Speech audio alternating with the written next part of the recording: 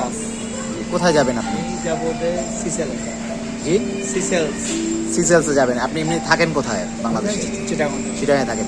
এই যে সরকার এই প্রবাসী কল্যাণ লাউঞ্জটা বলছে তারা উদ্বোধন করেছে, এখানে থাকার ব্যবস্থা এবং সে মোবাইল চার্জিং ফ্রি এবং খাবার কম, আসলে আপনি কি পেয়েছেন বা কি পাচ্ছেন, কি দেখলেন? তো অনেক অনেক ভালো লাগছে, এটা প্রথম দেখলাম। যখন গত বছর যখন আমি আসলাম, গত বছর ইয়ে করি, ট্রাভেল করি, জি যখন আসলাম দেখেছি খাওয়ার মান অনেক বেশি।